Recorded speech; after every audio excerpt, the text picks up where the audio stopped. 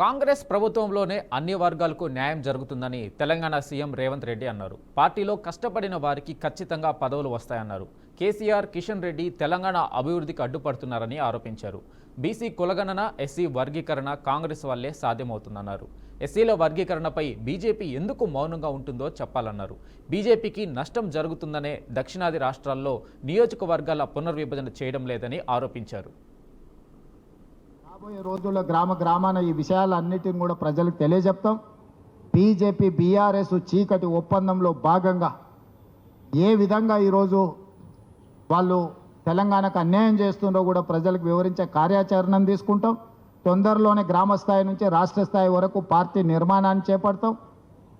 గ్రామాధ్యక్షుల నుంచి రాష్ట్ర వర్కింగ్ ప్రెసిడెంట్ల వరకు పార్టీకి సంబంధించిన వాటి మీద చర్చ జరిగింది. పిసిసి ప్రెసిడెంట్, ఏఐసిసి ఇన్ఛార్జ్ గారు అందరి నుంచి సమాచారం తీసుకొని పార్టీ నిర్మాణంలో కూడా క్రియాశీలకంగా పార్టీ ముందుకు వెళ్తుంది.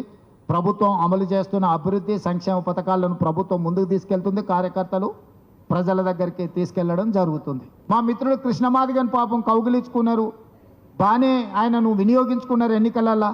మరి ఆంధ్రప్రదేశ్లో మీ ప్రభుత్వం ఉంది కదా, ఎందుకు ఏబిసిడి వర్గీకరణ చేయట్లేదు?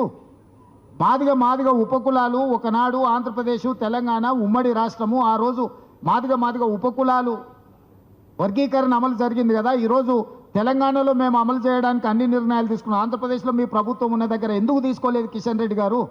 ఇది మాదిగలకు చేస్తున్న ద్రోహం కాదా? పక్క రాష్ట్రంలో మీరు బీసీలకు ఇస్తున్న 4% రిజర్వేషన్ మీరు రద్దు చేస్తారా? మీకు చిత్తశుద్ధి ఉందా?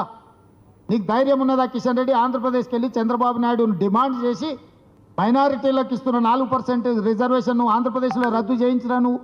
కాంగ్రెస్ ప్రభుత్వం వచ్చినాక మేము చేస్తున్న పదే మీరు ఢిల్లీకి ఎందుకు వెళ్తున్నారని అడుగుతుండు కదా హరీష్ కేటీఆర్.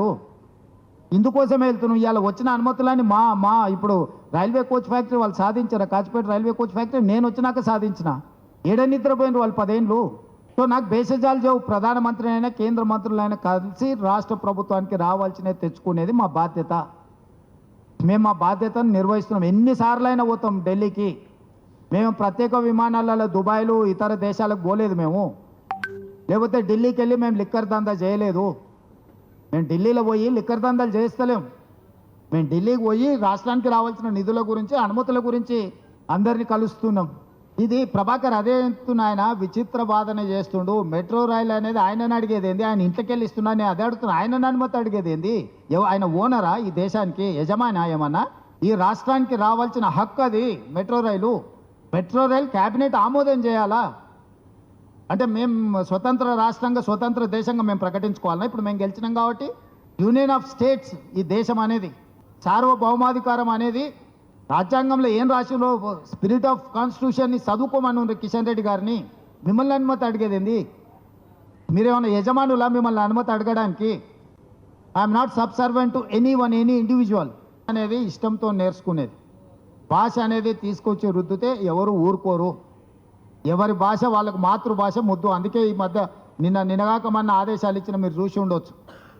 తెలుగు భాషను ఖచ్చితంగా నిర్బంధంగా అన్ని పాఠశాలలలో అమలు చేయాల్సిందని రాష్ట్ర ప్రభుత్వం నిర్ణయం తీసుకుంది. మేము ఈ మధ్యకాలంలో ఇచ్చిన జీవోలు కూడా వ్యవసాయ శాఖకు కానీ ఇతర శాఖలకు సంబంధించిన ప్రధానమైన జీవోలు కూడా మేము తెలుగులోనే ఇస్తున్నాం. తెలుగు భాషను పరిరక్షించుకోవాల్సిన బాధ్యత మన మీద ఉంది. ఇది ప్రాచీనమైన భాష. తెలుగు భాష కనుమరుగు అవ్వడాన్ని ఏమాత్రం ఒప్పుకోము. యూపీఎస్సీ పరీక్షలను కూడా తెలుగులో నిర్వహించాలని డిమాండ్ చేసినాము. రాహుల్ గాంధీ గారు ఆల్రెడీ పార్లమెంట్లో మాట్లాడిండు, ఆల్రెడీ బీహార్లో మాట్లాడిండు. జాతీయ నాయకత్వం దీన్ని ఒక మోడల్ కింద తీసుకెళ్తుంది. అన్ని పార్టీలతో జాతీయ నాయకత్వం చర్చిస్తుంది. పకడ్బందీగా చేయడం తెలంగాణ కాంగ్రెస్ పార్టీ యొక్క బాధ్యత. ఇది పకడ్బందీగా చేస్తున్నాం, చట్ట రక్షణ కల్పిస్తున్నాం. 100% పార్టిసిపేట్ చేస్తాం. ఆ ఇష్యూను మొట్టమొదటి నుంచి లేవనెత్తుతున్నదే నేను. జాతీయ స్థాయిలో నేనే లేవనెత్తినా, కేరళలో నేనే మాట్లాడినా, దానివల్ల జరగబోయే పరిణామాలు ఏంటో కూడా నేను వివరించే ప్రయత్నం చేస్తున్నా.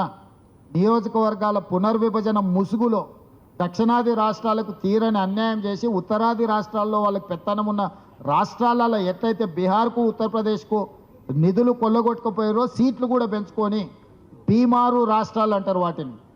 బీహార్, ఉత్తరప్రదేశ్, రాజస్థాన్, మధ్యప్రదేశ్ కాల్డ్ బీమారు రాష్ట్రాలు. బీమారు రాష్ట్రాల సీట్లన్నీ పెంచుకొని దక్షిణాది అసలు సీట్లతోని ఓట్లతోనే పని లేకుండా శాశ్వతంగా బీజేపీ అధికారంలో ఉండాలని కుట్ర చేస్తుంది.